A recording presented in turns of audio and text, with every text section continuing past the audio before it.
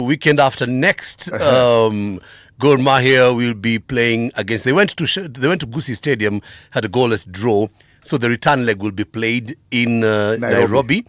Gor Mahia will be the home team. I suspect by then, I suspect you game inachezwa Dandora. Yes, because Gor has to take it in a place where wako na advantage. But apeleka intimidation. But that's going to be a firecracker, especially if Shabana beat AFC Leopards this particular weekend. That's going to be the game of games. But then Moriah, again, we're having to defer. As we're looking at, on one hand, we are watching the fixtures and we are watching the standings. On the other hand, we are keeping an eye open on the Sports Disputes Tribunal and what they decide about Gor Mahia and Nairobi United. Today was a mention. Yes. Today was a mention. Why? That's what I'm hearing. Why are we mentioning this issue? It's been decided to Katusha appeal. It's a football match that was played over 53 minutes. How many days? How many court sessions, how many sittings do we need to get the decision that we know is deserved, and that is Nairobi United getting back their 3 points? Exactly, because you see, Nairobi United were leading. Yes. They were not the reason why the match was abandoned. It was Gor Mahia fans that invaded the pitch and all that kind of stuff, and that's why the game was stopped. Exactly. But now, the reason why Nairobi United went and appealed this particular decision is because the original decision that came was a draw. Literally what they were told is you sasa vile hii game inaenda si tunaona tu you share the spoils, kila mtu apewe point yake moja muondoke history ingori iche muondoke history. Nairobi United decided hapana, but no. First of all, we were not the reason why this match was abandoned. Then two, we were leading. Yes, exactly. Because Nairobi United was leading before the match was abandoned. So we mbona sisi mnatupatia ka point kamoja? Sisi tuna disappoint ngapi? 3 zetu zote. Now nimekuonesha ka udaku kwa hiyo group nilikuwa nakwambia watu wa FKF. Unaona vile watu wanasema. I've seen it.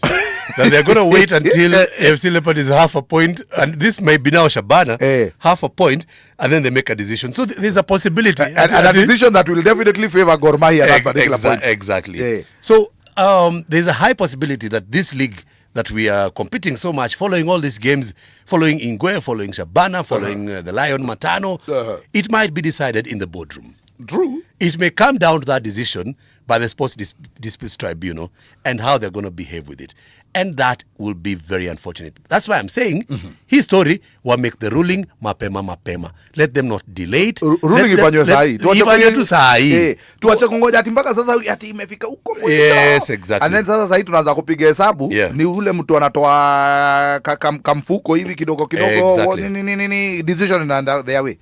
And I think that would be very unfair. And it's funny, you had alluded to that earlier. In passing. But then kuna possibility, hii kitu ni kuna boardroom decision. It may be decided in the boardroom, and that will be unfortunate. The football has been good, the teams are competing, and there have been other stories of match fixing, na stories zingine na magoli wanafunga mabao za kishenzi. Magoli wananawa mpira ndani ya net. Exactly. So there's a lot of things to discuss in the Kenya Premier League, but there are teams that are really, really fighting for it, and there are fans that have come back to the stadium. We had, for many years, we had KPL matches being played in front of empty stadia. True. Right now, we are having fans who are starting to have a cultic following of their clubs. True. AFC Leopards have their crowd, Gor Mahia have their people, and the numbers, the Tharakanithi numbers are with Shabana. If it's in terms of this particular moment. If it's in terms of unajua kwanza and why in fact even this game that FC versus Shabana, I really want to know kama inachezewa Police Sacco ama inachezewa Ulinzi.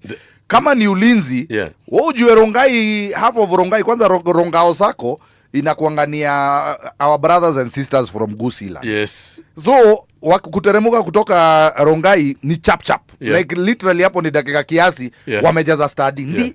That is in fact both stadia, because zote ziko moja iko Langata Road, hii ingine iko off Mombasa Road. Not very far. Aya Kitengela sahi as we speak. Our Gusii brothers and sisters again. So hapa kuna disadvantage kikubwa sana to FC. It's gonna be and FC is the home and Nati FC ndio home game. Hao ndio wako home. No, it's a game to watch. If you're looking for games to watch, don't just look at the EPL. Tutaongeza za EPL ziko. Hizo hata tutakosa kudiscuss. Kuna game ya Sunday, kuna nini? But game to watch this particular weekend is a big one. It's Shabana Torebobe FC versus FC. Haya. Yes. Sasa Karaoke. Yes. I want us to discuss a matter you started with me last week. Yes. And we never exhausted. Ulijifanya ati uko huko goal. I remember we were talking about it. You started giving me stories of teeing off. Na najua wewe hakuna kutii off, ulikuwa na tee off. Mimi hakuna kutii. Nilikuwa na tee off lakini I know exactly which hole you were playing at. I was hole number 19. I was very active.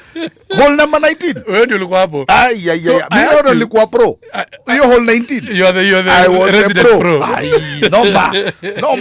Noma. So Anyway. I asked you about that thing. We're discussing it here with even Shadrach Adenga. Let's discuss it now, because to be honest, I feel it's a good topic to end the show with. Yeah, we are almost running out of time, but then Benny McCarthy, Harambee Stars coach. Yes. Rumored to be paid 6 million. Kwanza Not rumored, hiyo ndio mshahara yake per month. Si washakataga kuipatia na officially. But anyway, unajua analipangwa straight kutoka OP direct. Yes, exactly. So 6 million bob per month. This is the national team. OP analipwa kutoka kwa ministry.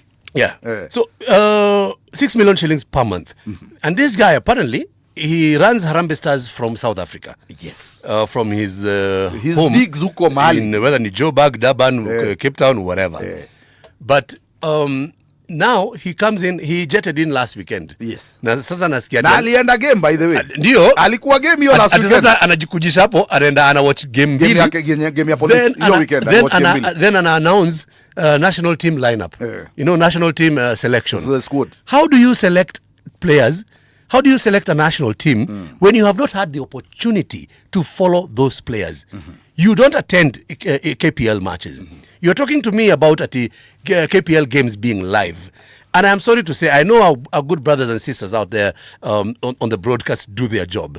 But I tell you the truth, the quality of that broadcast, it is not the same as a game between Arsenal and Man United. It's not the same. I was going to go there. As the EPL.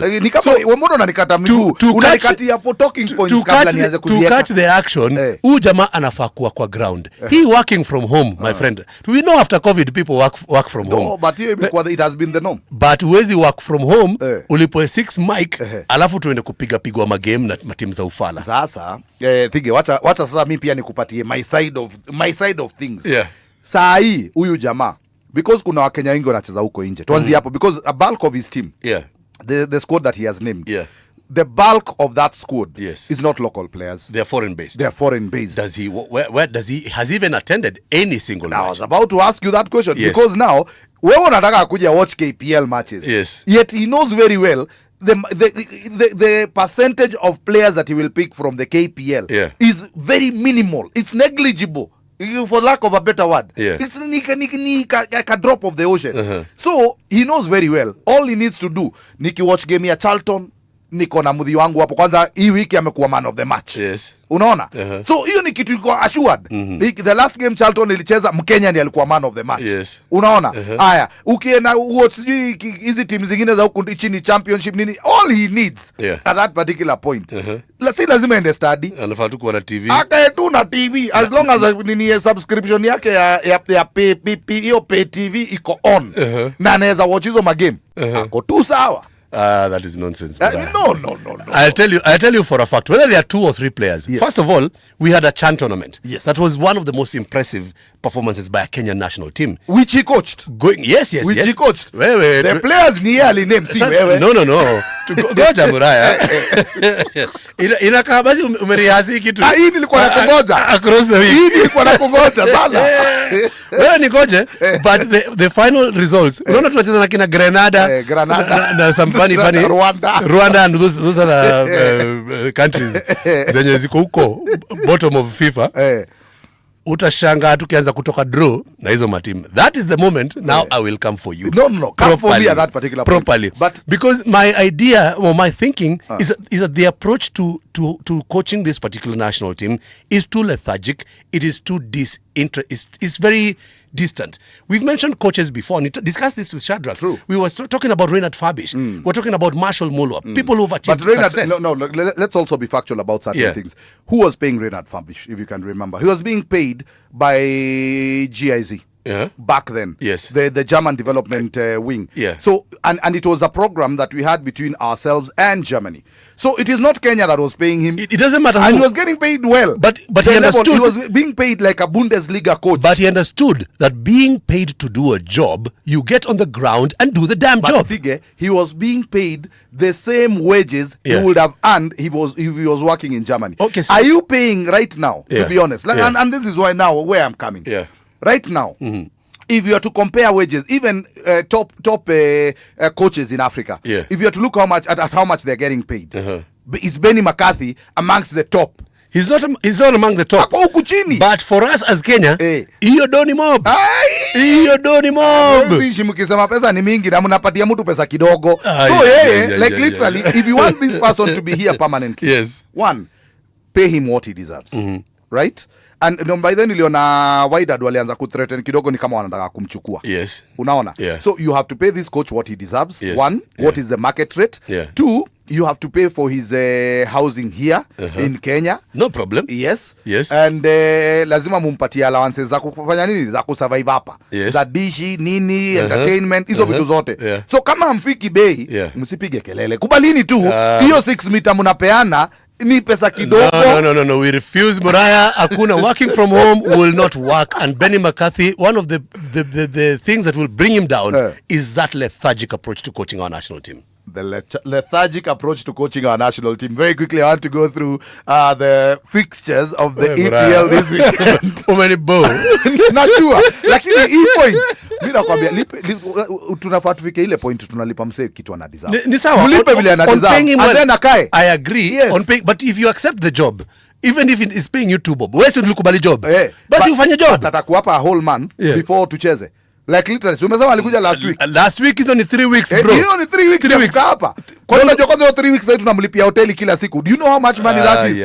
Ndio nasema mlipieni kila kitu and then we move on. Anyway, Karaoke, I see we have 20 seconds to finish this. So what we can do is say a very quick bye. There's a very big match between Arsenal and Chelsea on Sunday. Watch out for that. From us here, it is Tudus Kwaheri. See you tomorrow at 3. From the track to the pitch, from the court to the crowd.